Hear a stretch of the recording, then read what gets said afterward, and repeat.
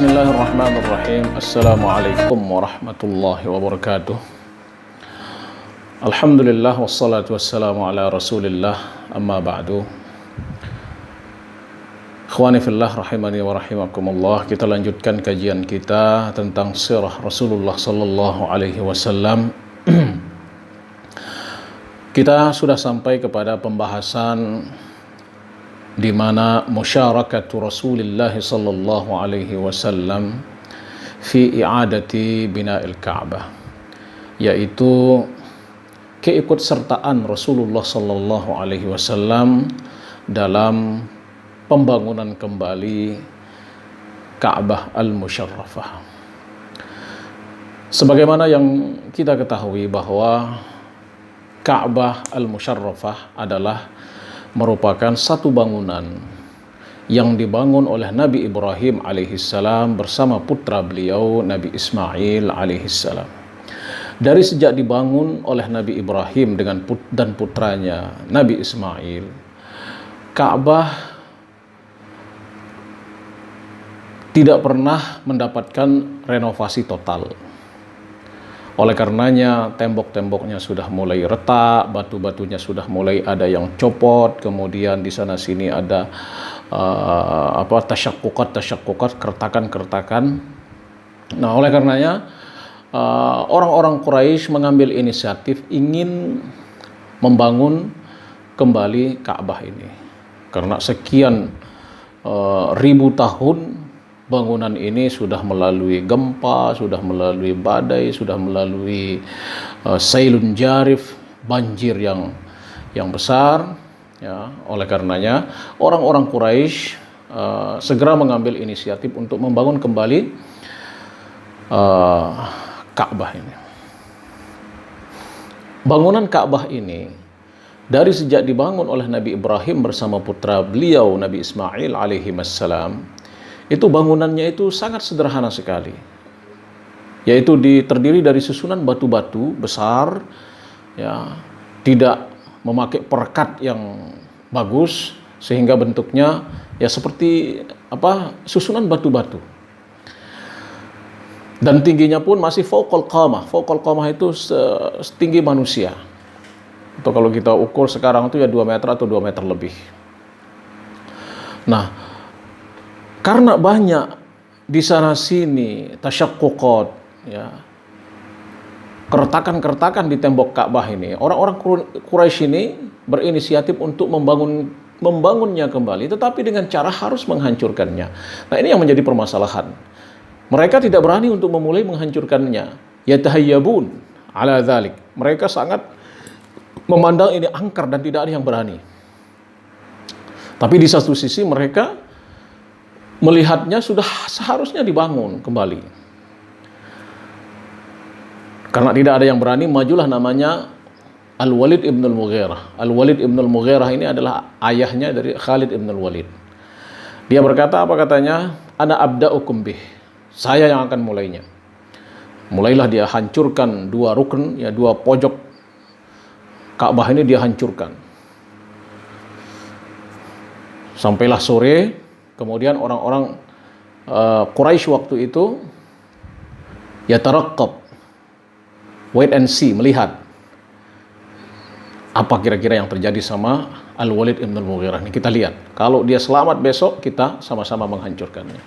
Besok pagi Al-Walid datang bawa kapaknya lagi untuk menghancurkan sisa-sisa Ka'bah ini. Barulah orang Quraisy mulai mengikuti Al-Walid untuk menghancurkan Ka'bah ini. Nah, kemudian ikhwafillah rahimani wa rahimakumullah, mulailah orang Quraisy ini untuk membangun kembali Ka'bah yang sudah mereka hancurkan dengan niat renovasi tadi itu. Ya, mereka membagi kabilah-kabilah itu dan bagian-bagian yang mereka harus bangun. Karena ini adalah bait, ya, tempat ibadah milik semua orang, ya. Ikut membangunnya adalah merupakan kemuliaan bagi mereka juga. Oleh karenanya semua kabilah ini berpartisipasi untuk membangunnya, membagi sama-sama sedikit untuk menaikkan temboknya. Ya, kabilah Quraisy ini, kabilah ini, Bani Makhzum ini, Bani Abdi Manaf ini, kemudian semuanya mereka berbagi. Sampailah pembangunan ini kepada peletakan Hajar Aswad. Hajar Aswad ini hanya satu batunya, tapi peletakannya ini ya diakhirkan karena kenapa? Ya, mereka berebut untuk menaruh batu ini di posisinya semula. Bani ini menganggap dia yang berhak, Bani ini menganggap dia yang berhak, Bani ini menganggap dia yang berhak, Bani ini menganggap dia yang berhak. Keadaan yaqtatilu. Hampir-hampir mereka akan pertumpahan darah gara-gara batu. Gara-gara peletakan batu Hajar Aswad. Kemudian ada orang yang rasional, orang yang berpikir bagus di situ, orang yang bijak, yang bernama Abu Umayyah. Abu Umayyah ini adalah ayahnya dari Abu Sufyan. Dia mengatakan, sebaiknya kalian meminta fatwa keputusan dari orang yang pertama masuk dari masjid ini sekarang. Kita lihat. Orang Quraisy mengatakan, oke, siap, kita terima ini. Siapapun yang masuk dari masjid sekarang ini, ya, dialah yang menjadi qadhi kita, yang menjadi hakim kita untuk memutuskan permasalahan ini. Mereka melihat ke pintu, ternyata yang masuk itu adalah Muhammad sallallahu alaihi wasallam. Waktu itu umur Rasulullah sallallahu alaihi wasallam baru 35 tahun. Kemudian diberitahukanlah kepada beliau bahwa begini ceritanya, tadi hampir saja terjadi pertumpahan darah karena perebutan untuk meletakkan batu Hajar Aswad ini. Rasulullah sallallahu alaihi wasallam dengan bijaksana yang luar biasa, waktu itu beliau mengatakan, halummu bithyab, ambilkan saya sehelai kain. Diberikanlah beliau sehelai kain, kemudian beliau gelar kain itu, dan beliau dengan tangannya yang mulia mengangkat Hajar Aswad ini ke atas kain itu dan mengatakan kepada seluruh kabilah, likulli qabilatin ta'khudhu bi atrafis thiyab. Semua kabilah, perwakilan kabilah mengangkat ujung pakaian ini. Semua berlomba-lomba mengangkat ujung pakaian ini, mengangkat Hajar Aswad itu, menggeser Hajar Aswad ini ke dekat posisinya. Lalu di situ Rasulullah SAW mengangkatnya kembali untuk menaruhnya di posisinya semula. Nah, dari situlah Rasulullah SAW ya mendapat pengakuan yang luar biasa dari orang-orang Quraisy. Bahkan dari sebelumnya Rasulullah SAW diberikan gelar Al-Amin oleh mereka, orang yang sangat jujur, orang yang sangat amanah dalam menyelesaikan permasalahan, ditambah lagi dengan ya menyelesaikan permasalahan yang lumayan rumit waktu itu, mengangkat satu batu, semua kabilah merasa berhak. Akhirnya Rasulullah SAW berhasil ya secara tidak langsung mendamaikan pertikaian yang terjadi pada saat itu. Ikhwafillah. Lalu kira-kira perubahan apa yang terjadi setelah renovasi Ka'bah yang dilakukan oleh orang-orang Quraisy ini? Ada dua perubahan yang terjadi pada Ka'bah setelah renovasi yang dilakukan oleh orang Quraisy ini. Yang pertama adalah dari sisi tinggi. Sebagaimana yang sudah kita katakan tadi, ketika bangunan Nabi Ibrahim alaihissalam bersama putra beliau Ismail alaihissalam, bangunan Ka'bah itu hanya sebatas tinggi manusia atau fawqal qamah, lebih tinggi sedikit, kurang lebih 2 meter atau 2 meter lebih. Nah, setelah pembangunan Quraisy ini, renovasi Quraisy ini, tinggi Ka'bah berubah menjadi 18 depa, ya 18 zira atau depa tangan manusia dewasa. Kalau diukur sekarang ya kurang lebih sekitar 13 sampai 15 meter tinggi Ka'bah itu. Nah, itu yang terjadi pada perubahan yang pertama. Kemudian perubahan yang kedua dari sisi luas Ka'bah itu sendiri. Dari zaman Nabi Ibrahim alaihissalam, luas Ka'bah itu adalah termasuk yang ada kita lihat sekarang itu setengah lingkaran di samping Ka'bah itu. Itu adalah bagian daripada Ka'bah dari zaman Nabi Ibrahim alaihissalam.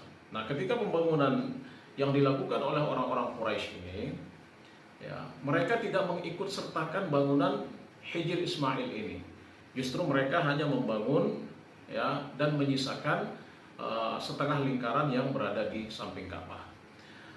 Itu dari sisi luas. Kenapa mereka sisakan itu? Ceritanya bahwa ketika pembangunan kembali Ka'bah ini sangat mendesak sekali, sedangkan keuangan orang-orang Quraisy waktu itu belum mencukupi, karena mereka membangunnya ini dari khullas amwalihim, dari harta mereka yang paling suci yang mereka dapatkan.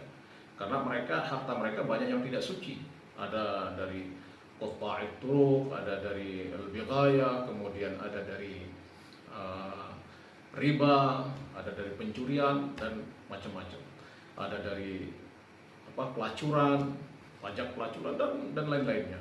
Ada semua harta di situ bercampur. Nah, harta-harta seperti itu orang Quraisy tidak ingin memasukkannya untuk dalam pembangunan Ka'bah, karena ini adalah sarana ibadah mereka yang paling mereka anggap suci, sehingga mereka mengatakan semampu uang kita itulah yang kita bangun, sehingga mereka menyisakan Hijr Ismail. Itu dari sisi perubahan setelah mereka melakukan renovasi Ka'bah. Ikhwafillah rahimani wa rahimakumullah. Pelajaran apa saja yang dapat kita ambil dari kisah pembangunan kembali Ka'bah ini dan musyarakah Rasulullah SAW? Yang pertama, di sini kita mengetahui bahwa Ka'bah ini ada 4 kali dibangun kembali dari sejak Nabi Ibrahim alaihissalam. Yang pertama adalah pembangunannya yang pertama, yaitu pembangunan oleh Nabi Ibrahim alaihissalam dengan Nabi Ismail alaihissalam. Wa idh yarfa'u Ibrahimul qawa'ida minal bait. Ketika Ibrahim menaikkan pondasi bangunan. Nah, itu maksudnya adalah bangunan Ka'bah. Walaupun ada beberapa hadis Rasulullah SAW yang mengatakan bahwa Ka'bah ini dulunya dibangun oleh malaikat, kemudian dibangun oleh Nabi Adam alaihissalam, kemudian dan seterusnya. Ya, tetapi yang maklum yang kita dengar, yang biasa yang kita dengar, yang pertama mengangkat temboknya adalah Nabi Ibrahim alaihissalam dengan bersama putranya Nabi Ismail alaihissalam. Nah, kemudian pembangunan yang kedua adalah pembangunan yang dilakukan oleh orang Quraisy ini yang kita bicarakan sekarang ini. Nah, setelah itu Ka'bah ini mengalami kerusakan lagi, kerusakan fatal. Nah, kalau ini diakibatkan oleh tangan manusia, yaitu pada zaman Yazid ibnu Muawiyah yang berada di Syria. Nah, sedangkan di Makkah sendiri ada yang mengklaim diri sebagai khalifah juga, yaitu Abdullah bin Zubair. Jadi mereka bertikai, terjadilah peperangan. Salah satu peperangannya itu terjadi di kota Makkah. Nah, di situ Yazid bin Muawiyah mengepung kota Makkah, melockdown kota Makkah, tidak ada yang boleh keluar, tidak ada yang boleh masuk. Jadi Abdullah bin Zubair ini terkepung sambil Yazid bin Muawiyah ini melempar minjanik. Minjanik itu adalah meriam batu yang terdiri dari api. Dinyalakan api kemudian dilempar. Nah, itu terjadi, dilempar ke Ka'bah, dibombardir Ka'bah itu sampai Ka'bah itu rusak kembali. Dan di sini Yazid bin Muawiyah tidak berhasil masuki kota Makkah, akhirnya dibangun kembali. Nah, ini pembangunan yang ketiga dilakukan oleh Abdullah bin Zubair, yaitu ketika selesai peperangan itu Abdullah bin Zubair kembali membangun Ka'bah ini yang dirusak oleh minjanik Yazid bin Muawiyah. Nah, kemudian pembangunan yang keempat itu terjadi pada zaman Abdul Malik bin Marwan, yaitu pada tahun 80-an Hijriah, di mana di situ khalifah masih ada 2, klaim Damaskus dan klaim Hijaz Makkah. Waktu itu Abdullah bin Zubair masih kokoh khilafahnya di Makkah, Abdul Malik bin Marwan juga masih kokoh khilafahnya di Damaskus. Nah, ini terjadi peperangan di antara mereka. Nah, salah satu peperangannya juga terjadi di Makkah. Dan di sini Makkah kembali di lockdown kembali oleh salah seorang kepala militernya waktu itu adalah Al-Hajjaj bin Yusuf Ats-Tsaqafi. Nah, dialah yang melempar Ka'bah ini dengan menjanit, ya, sampai Ka'bah ini hancur. Dan setelah Abdullah bin Zubair dinyatakan kalah, terbunuh, ya, maka Abdul Malik resmi menjadi satu-satunya khalifah yang ada pada kekhilafahan umat Islam waktu itu, mulai membangun Ka'bah ini kembali, i'adatu bina'il Ka'bah, ya, renovasi Ka'bah ini sampai bentuknya seperti sekarang ini. Itu ikhwafillah rahimani wa rahimakumullah terkait pembangunan Ka'bah ini. Ikhwafillah rahimani wa rahimakumullah. Pelajaran juga yang dapat kita ambil dari kisah pembangunan kembali Ka'bah ini adalah bahwasanya Rasulullah Shallallahu Alaihi Wasallam memiliki makanatun azimah inda al-qaum, memiliki posisi yang luar biasa di tengah-tengah kaum beliau. Dan posisi ini semakin tertancap dan kokoh ketika Rasulullah Shallallahu Alaihi Wasallam berhasil menyelesaikan problem yang sangat rumit waktu itu, yaitu mendamaikan orang yang hampir bertikai dengan sebab peletakan Hajar Aswad kepada posisinya semula. Sebagaimana yang saudara-saudara sudah dengarkan tadi, bahwa Rasulullah memakai media kain untuk mengangkatnya. Semua kabilah mengambil atraf, ujung-ujung kain itu, untuk sama-sama meletakkan Hajar Aswad itu di posisinya.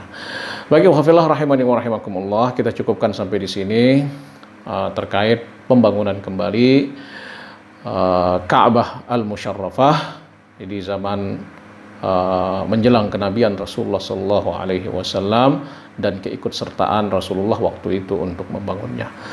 Sekian, terima kasih. Wabillahi taufiq. Wassalamualaikum warahmatullahi wabarakatuh.